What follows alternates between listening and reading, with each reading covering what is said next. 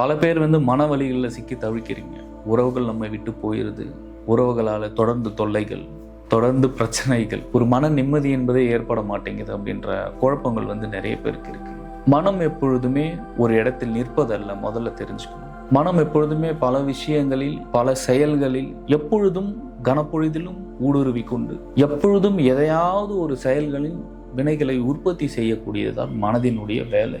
மனப்புறப்பொருட்களில் பயணப்படும் போதோ, புறப்பொருட்களில் புகுரும் பொழுதோ, அதனுடைய வேகம் வெளியில் செல்லும் பொழுது மன நிம்மதி என்பது அவ்வளவு எளிமையாக ஏற்படாது. எப்படி ஒரு செல்ல பிராணிக்கு ஒரு உணவை காண்பித்து நாம் அதை தன்னுடைய வசத்திற்கு இழுக்கிறோமோ, அதே மாதிரி தான் மாயை அதனுடைய போக்கிற்கு உங்களை இழுப்பதற்குண்டான ஒரு வழிமுறை தான் புறப்பொருட்கள் மீது ஆசைகளாக இருக்கட்டும், பற்றுகளாக இருக்கட்டும், பிற உயிர்களின் மீது உங்களுக்கு ஏற்படுகின்ற நேசம். இது அனைத்துமே இப்படித்தான் ஒவ்வொரு மனிதனுக்குமே ஏற்படுகிறது. எப்பொழுது புறப்பொருட்கள் மீது உங்களுடைய மனம் பாயாமல் தன்னுடைய மனதை தன்னில் தக்க வைத்து மேல் நோக்கி எழுப்புகிறீர்களோ, மனதின் இருப்பிடமான சுழிமுனையை நோக்கி அதன் சொஸ்தானமாகிய அதனுடைய பூரண இருப்பிடமான உண்மையான ஆன்மாவின் கூட்டிற்கு தன்னுடைய மனதை தக்க வைக்க ஒவ்வொருவரும் பயிற்சிகள் மூலயமாக முற்படும் பொழுது எளிமையாக மன நிம்மதி என்பதும் மன நிறைவென்பதும் ஏற்படும். நீங்கள் எதிரில் இருக்கக்கூடிய பல பொருட்களை இது என்னுடைய பொருள், இதை நான் பயன்படுத்துவது, இது எனக்காகவே, இது தனக்கானது அப்படிங்கின்ற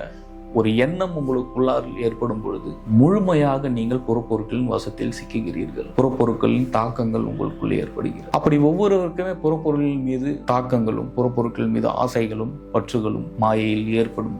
எளிமையாக நீங்கள் ஒவ்வொருவரும் அப்பொருட்கள் மீது கவனத்தை செலுத்தி உங்களோட வாழ்க்கையை நீங்கள் முடித்துக் கொள்கிறீர்கள்.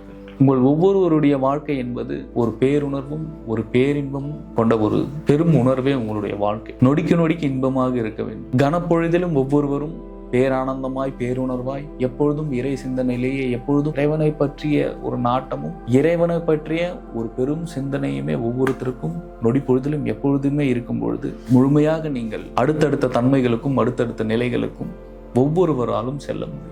இங்க பணம் என்பது வெறும் வெற்று காகிதம் தான். அது வேண்டுமானால் உன்னை இங்கு சர்வே பண்றதுக்கு வேணா அந்த பணம் தேவைப்படும். ஆனா எல்லாத்துக்குமே இங்க பணம் தேவை. பணம் இருந்தால்தான் நம்மளுடைய வாழ்க்கை நகரும்னா கிடையாது. எவ்வளவு கோடி சம்பாதித்தாலும், எவ்வளவு பணங்கள் இருந்தாலுமே ஒரு மனிதனுக்கு ஆக சிறந்த ஒரு நல்வழி, ஒரு நல் விஷயம் எதுன்னா, அவன் ஒரு இடத்தில் அமர்ந்து கொண்டிருக்கும் பொழுதோ, இல்லை ஒரு வேலைகளை செய்து கொண்டிருக்கும் போதோ, அவன் தனிமையில் இருக்கும் பொழுதோ, எப்பொழுது ஒருவன் ஒரு சுகத்தையும், ஒரு சுகத்தை தாண்டிய ஒரு பேரானந்தத்தையும் தன்னுள் உணர்கிறானோ, அந்த இறைவனுடைய சுவையை எவன் அறிகிறானோ, அவனே இங்கு உயர்ந்தவனும், அவனே இங்கு உயர்ந்த இடத்தில் இருப்பவனும், அவனே இங்கு இறைவனுக்கு உரித்தானவனும், அவனே சகலமும், அவனே ஞானியும், அவனே யோகியும், அவனே பிறவா நிலையும், அவனே மரணமில்லா பெருவாழ்வை நோக்கி ஒவ்வொரு நாளும் சென்று சேர்ந்த ஒரு மகானும் ஒரு மனிதனும் ஆவான். எப்பொழுதும் தன்னை சாட்சி படுத்தி கொண்டே இருக்க வேண்டும். நொடிக்கு நொடி, கணத்திற்கு கணம், ஒவ்வொரு நொடியும் தன்னை தன்னுணர்விலே ஒவ்வொருவரும் வைத்திருக்க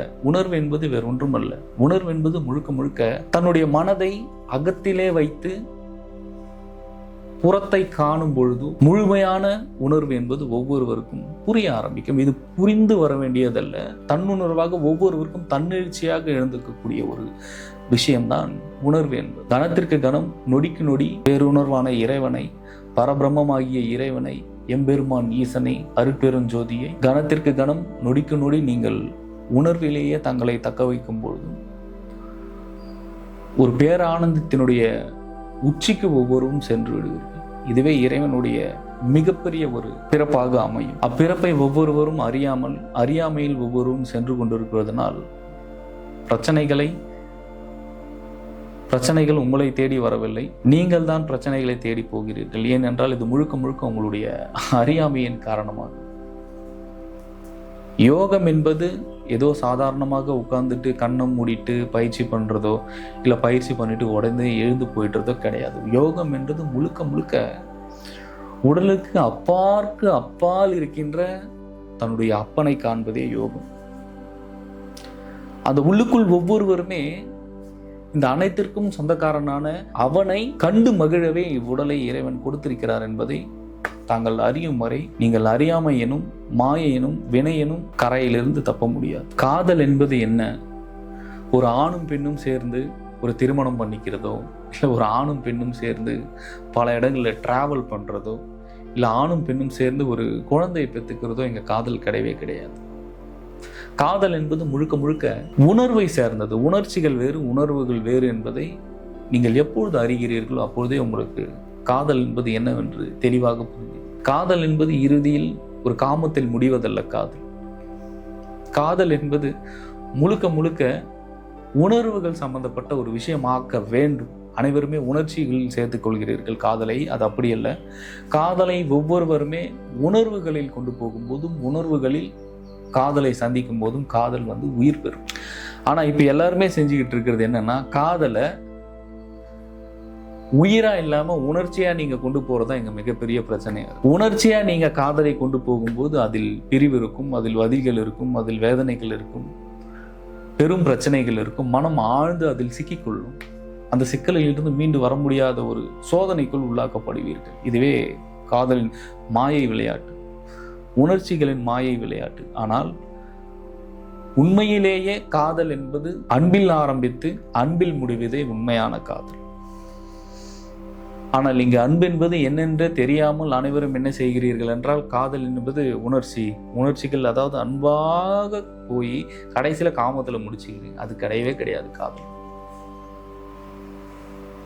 உண்மையான காதல் என்பது அன்பில் தொடங்கி அன்பிலேயே முடிய வேண்டும். அந்த காமமே அன்பாக மாற வேண்டும். அதுதான் காதல். காதல் யாரையும் பிடித்து வைத்துக் கொள்ளாது. முதல்ல அது நல்லா புரிஞ்சுக்கணும் ஒவ்வொருத்தருமே. காதல் எப்பவுமே விட்டு பார்க்கும், எப்பவுமே விட்டு கொடுத்து அழகு பார்க்கும், எப்பயுமே காதல் பறக்க விடும். காதல் ஒரு சுமையா இருக்காது. ஆனா இங்க பல நெடுங்காலமா, பல ஆயிரம் வருஷமா காதலை ஒரு தவறான புரிதல்ல ஒவ்வொருத்தருமே புரிஞ்சு வச்சிருக்கீங்க. காதல் இப்படிதான் இருக்கும், இப்படி ஒரு அன்புல ஆரம்பிச்சு காமத்துல முடியும் அப்படின்னு தவறான ஒரு கருத்தை அதை ஏற்றுக்கொள்ள முடியாது. காதல் அன்பில் ஆரம்பித்து அன்பிலே தான் முடியும். இடைப்பட்ட அந்த காமமும் பெரிதாக தெரியாது. காமம் அன்பிலே இருந்தால் இந்த வாழ்க்கை இன்பமே. ஆனால் காதல் எப்பொழுது காமமாக மாறுகிறதோ அப்பொழுதே வாழ்க்கை முடிஞ்சிருச்சு. அந்த இடத்துல ஒரு கசப்பு ஏற்பட்டு, சின்னதா நீங்க லவ் பண்ற பொண்ணை விட்டு ஒரு பையன்கிட்ட நீங்க பேசினா கூட, சின்னதா நீங்க ஒரு லவ் பண்ற பொண்ணை விட்டுட்டு இன்னொரு பையன்கிட்ட பேசினா கூட அது வலிகள் ஆயிடும். இல்ல ஒரு பொண்ணு ஒரு லவ் பண்ற பையனை விட்டுட்டு இன்னொரு பையன்கிட்ட பேசினா அந்த இடத்துல சந்தேகங்களும் எப்பொழுதும் குழப்பங்களும், எப்பொழுது அந்த இடத்துல வலியும் வேதனைகள் வருதோ அது காதல் கிடையவே கிடையாது. அது காதல் அல்ல, அது பற்று, அது மாயை. அது வலியை உண்டாக்கும், அது வேதனைகளை உண்டாக்கும். அதனால வாழ்க்கையினுடைய இலக்குகள் தவறும். இது அனைத்தும் கடந்த ஒரு காதல் இருக்கிறது. அதுதான் இறைவன் மீது அனைவரும் வைக்க வேண்டிய ஒரு காதல். ஆனா எல்லாத்தையுமே படைச்சது அவரு தான் போது காதலை படைச்சதும் அவரு தானே. அப்போ அவர் என்ன சொல்கிறாரோ, அவர் எந்த மாதிரி காதலை உணர்த்துகிறார் என்றால், அன்பினுடைய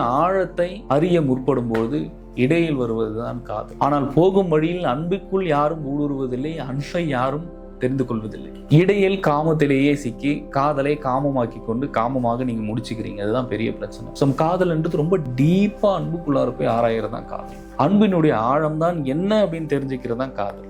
ஆனா இங்க யாரும் அப்படி பண்றது இல்லை. எப்ப நீங்க அன்பினுடைய ஆழத்துக்கு போறீங்களோ, எப்ப நீங்க அன்பை டீப்பா புரிஞ்சுக்கிறீங்களோ, என்னதான் இருக்குன்ட்டு பற்றுல சிக்காம பட்டும் படாம அன்புக்குள்ளார ஊடுருவி அன்பை ரொம்ப டீப்பா தேடக்கூடிய ஒரு இடம் தான் ஒரு காதலனுக்கு காதலி, காதலிக்கு காதல். அதனாலதான் கல்யாணம் பண்ணி வைக்கிறதே. காமம் மட்டும் செஞ்சுக்கிட்டு இருக்கிறதுக்கு கிடையாது. ஏன்னா வெளியே பல ஆண்கள் இருக்கலாம், பல பெண்கள் இருக்கலாம். எல்லாருக்கிட்டையும் போயிட்டு எல்லாரும் போயிட்டு ஒரு அன்பை டீப்பா தேட முடியுமா? முடியாது. அப்ப அன்பை ஏதாவது ஒரு இடத்துல தான் தேட முடியும். ஆனா அது ரொம்ப ஆழமா தேட முடியும்னா அது உன்னுடைய மனைவி கிட்டயோ இல்ல நீ உன்னுடைய கணவன் கிட்டயோ மட்டும்தான். வெளிய இடத்துல எங்கன்னா போய் தேடினா அதுக்கு பேரு தப்பாயிரும். அப்போ திருமண வாழ்க்கையில் ஒரு பெண் ஒரு ஆணிடத்தில் இன்பம் தேடுகிறாள் என்றால், ஒரு ஆண் ஒரு பெண்ணிடத்தில் இன்பம் தேடுகிறான் என்றால், அது அன்பின் ஆழத்தில் ஊடுருவி சென்று பார்க்க வேண்டும்.